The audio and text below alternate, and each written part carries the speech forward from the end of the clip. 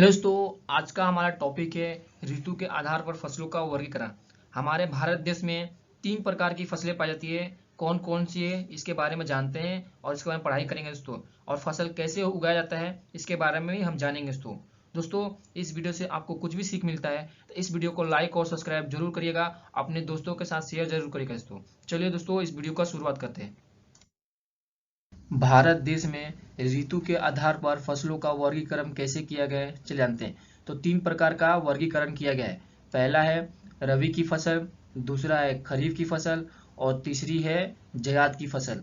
तो दोस्तों, इसमें से हम पहला पढ़ेंगे रबी की फसल। तो रबी की फसल क्या होती है दोस्तों, इसके बारे में जानते हैं। चलिए, तो और भारत देश में कुल क्षेत्रफल लगभग 51% कृषि की खेती की जाती है। मतलब हमारे भारत देश में 51% कृषि मतलब खेती की जाती है दोस्तों। चलिए दोस्तों, पहला पढ़ते हैं रबी की फसल क्या है दोस्तों, चलिए जानते हैं। चलिए दोस्तों, पहला पढ़ते हैं रबी की फसल। तो रबी की फसल क्या होती है दोस्तों, चलिए जानते हैं। तो रबी की फसल अक्टूबर और नवंबर महीने में बोया जाता है। रबी की फसल जो है अक्टूबर और नवंबर के महीने में बोया जाता है दोस्तों। और मार्च और अप्रैल में काटा जाता है। और मार्च और अप्रैल में काटा जाता है रबी की फसल दोस्तों। और इन फसलों में वर्षा का अधिक प्रभाव नहीं पड़ता है। ये फसल है रबी की फसल जो है, इनमें वर्षा का अधिक प्रभाव नहीं पड़ता है दोस्तों। और दोस्तों, और इसमें बीजों का अंकुर के लिए गर्म जलवायु होनी चाहिए। जब हम ये रबी की फसल बोएंगे दोस्तों, तो इसमें जो बीज हम डालेंगे खेतों में, तो इसके लिए गर्म जलवायु होनी चाहिए दोस्तों। और फसलों के लिए, फसलों के विकार हेतु, मतलब जब फसल होंगे तो उसके लिए ठंडी जलवायु होनी चाहिए। उसके लिए ठंडी जलवायु की आवश्यकता होती है दोस्तों। और दोस्तों, चले जानते हैं दोस्तों, और इसके मुख्य फसल कौन कौन से हैं चले जानते हैं। तो पहला है, इसमें गेहूं है, जौ है, चना है और मटर है, सरसों है, आलू है इत्यादि। मतलब ये जो फसलें हैं यह रबी की फसल है दोस्तों।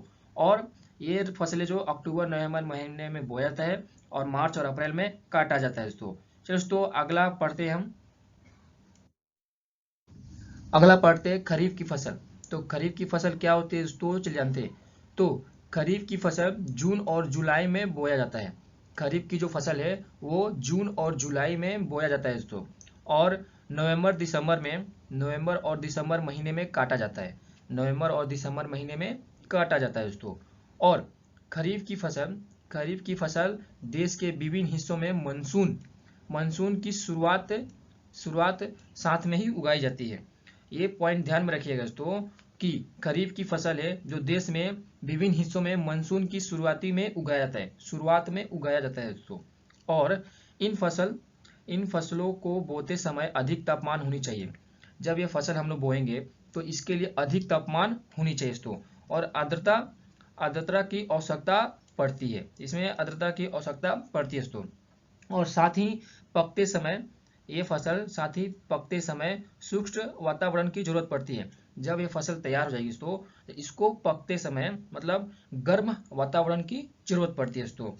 और दोस्तों, इसकी मुख्य फसल क्या है दोस्तों, चले जानते हैं। तो इसके मुख्य फसल है धान है, गन्ना है, ज्वार है, बाजरा है और मूंगफली है। इसके मुख्य फसलें हैं दोस्तों। दोस्तों, ये क्या बोल रहा है दोस्तों कि इस फसल में जून और जुलाई में बोया जाता है, नवंबर दिसंबर में काटा जाता है दोस्तों। दोस्तों, चलिए दोस्तों, अगला पढ़ते हैं हम। अगला पढ़ते हैं जायद की फसल। तो जायद की फसल क्या होती है दोस्तों, चलिए जानते हैं। तो ये फसल मई और जून में बोया जाता है। जायद की फसल जो है मई और जून में बोया जाता है दोस्तों। और जुलाई अगस्त में काटा जाता है।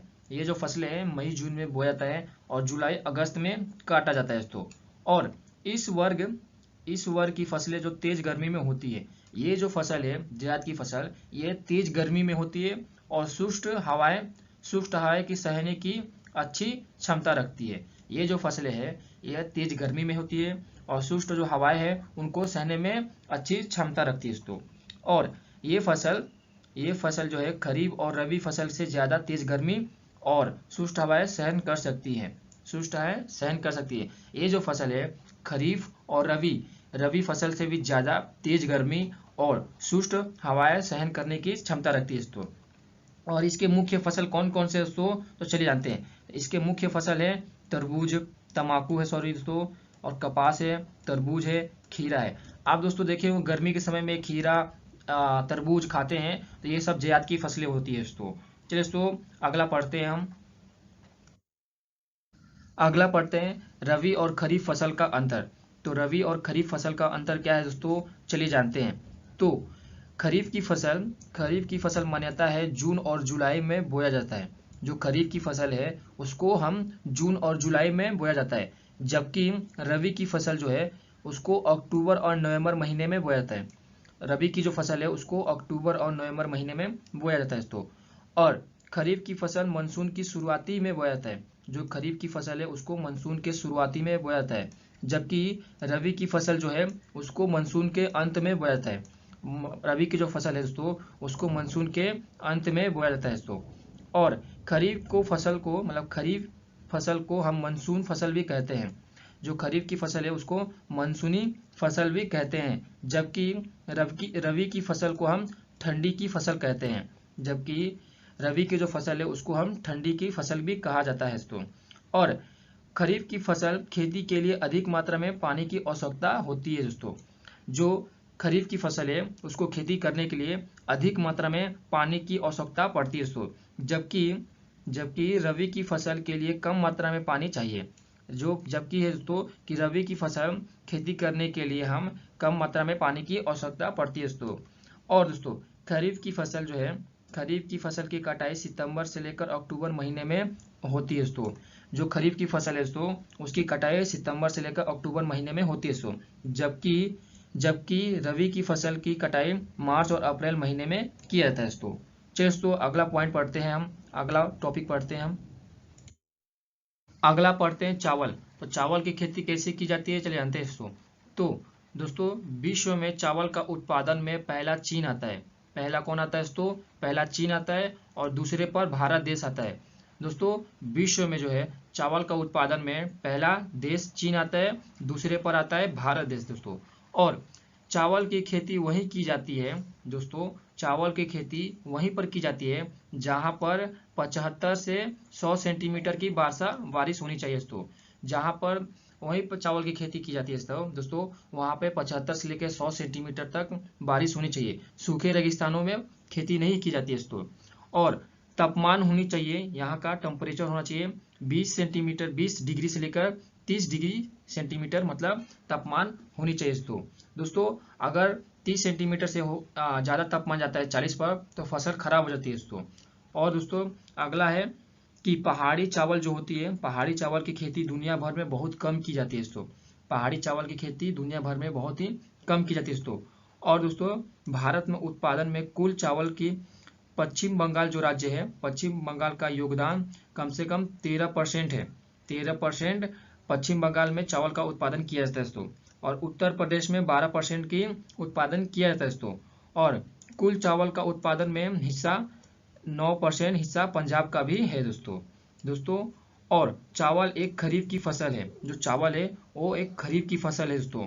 और चावल का उपयोग मतलब चावल को बोने के लिए चावल के लिए जडोल मिट्टी की जरूरत पड़ती है। मतलब चावल की जहाँ खेती की जाती है वहाँ पे जडोल मिट्टी की जरूरत पड़ती है दोस्तों आप मिट्टी के बारे में नहीं जानते हैं तो इस वीडियो में जाकर आप देख सकते हैं, जो भारत की मिट्टी के बारे में बताया हूँ दोस्तों जडोल मिट्टी मतलब वो होती है दोस्तों जो नदियों द्वारा लाई जाती है, जो गीली होती है और गीली मिट्टियों में ज़्यादा चावल की खेती की जाती है दोस्तों। चलिए दोस्तों अगला पॉइंट पढ़ते हैं, मतलब अगला टॉपिक पढ़ते हैं हम। अगला पढ़ते हैं गेहूं की खेती। तो गेहूं की खेती कैसे की जाती है दोस्तों चले जानते हैं। तो विश्व में गेहूं का उत्पादन में पहला चीन आता है दोस्तों। विश्व में गेहूं का उत्पादन में पहले पर चीन आता है और दूसरे पर भारत देश आता है दोस्तों। और भारत में कुल 15% भागों में गेहूं की खेती की जाती है। कितना परसेंट दोस्तों, 15% भागों में गेहूं की खेती की जाती है दोस्तों। और भारत देश में उत्तर प्रदेश राज्य सबसे ज्यादा गेहूं का उत्पादन करता है दोस्तों। जो भारत देश में उत्तर प्रदेश राज्य है वो गेहूं का सबसे ज्यादा उत्पादन करता है दोस्तों।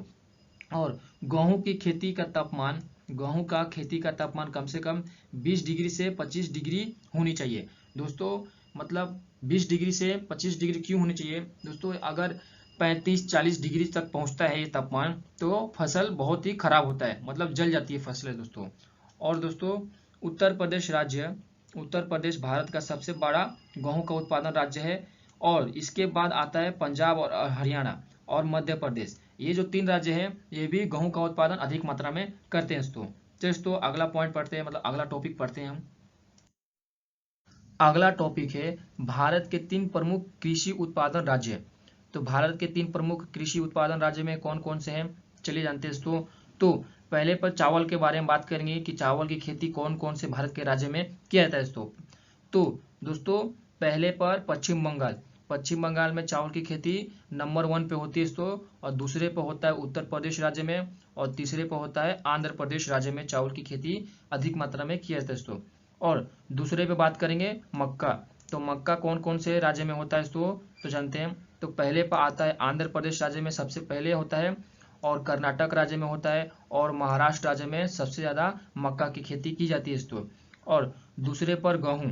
तो गेहूँ कौन कौन से राज्य में होता है, तो पहले पर उत्तर प्रदेश राज्य में सबसे ज़्यादा गेहूँ का उत्पादन किया जाता है, और दूसरे पर पंजाब, और तीसरे पर हरियाणा।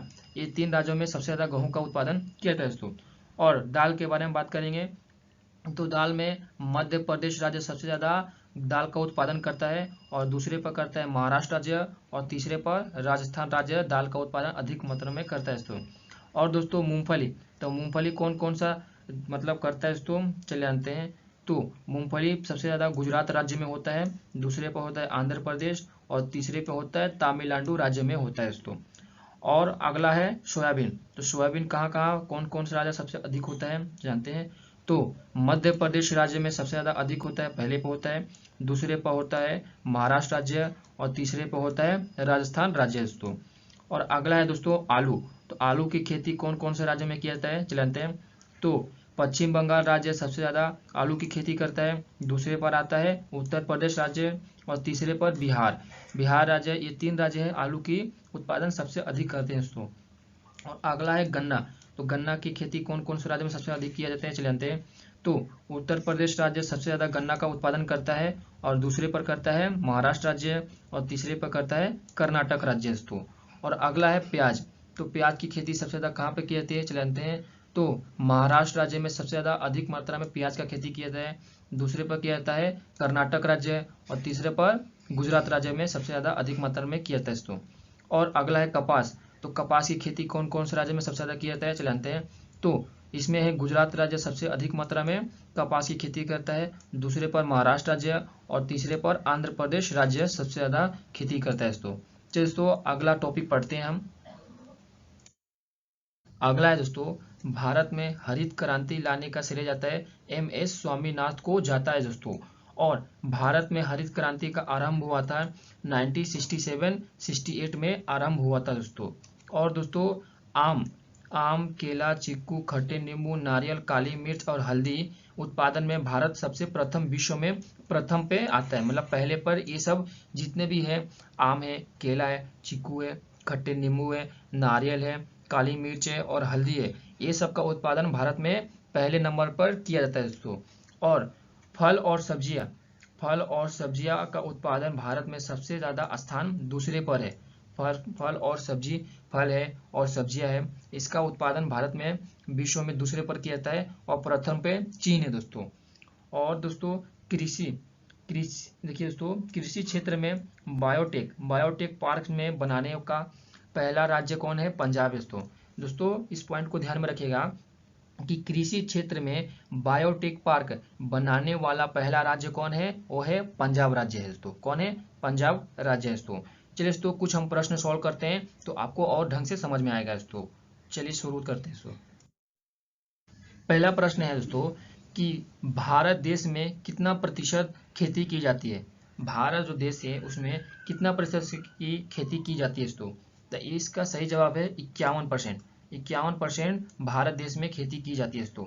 और रबी की फसल कौन से महीने में काटी जाती है, रबी की जो फसल है वो कौन से महीने में काटी जाती है, तो मार्च और अप्रैल महीने में काटा जाता है दोस्तों। और दोस्तों इनमें से खरीफ की फसल कौन है, मटर है, सरसों है, धान है कि कपास है, तो इसका सही आंसर है धान है दोस्तों। और चावल सबसे ज़्यादा किस राज्य में होता है दोस्तों, तो चावल सबसे ज़्यादा पश्चिम बंगाल राज्य में होता है दोस्तों। अगला है दोस्तों, विश्व में सबसे ज़्यादा चावल का उत्पादन कौन सा देश करता है? तो विश्व में सबसे ज़्यादा चावल का उत्पादन चीन देश करता है दोस्तों। और अगला प्रश्न है कि भारत में कितना प्रतिशत भाग में गेहूं की खेती की जाती है? तो 15% भाग में गेहूं की खेती की जाती है दोस्तों। अगला है, रबी का फसल कौन से महीने में काटा जाता है? तो रबी का फसल मार्च और अप्रैल महीने में काटा जाता है दोस्तों। और अगला है, कपास कौन सा फसल है? कपास जो है कौन सा फसल है? तो कपास जायद का फसल है दोस्तों। दोस्तों, इस वीडियो से आपको कुछ भी सीख मिला हो तो इस वीडियो को लाइक और सब्सक्राइब जरूर करें और अपने दोस्तों के साथ शेयर जरूर करें। धन्यवाद।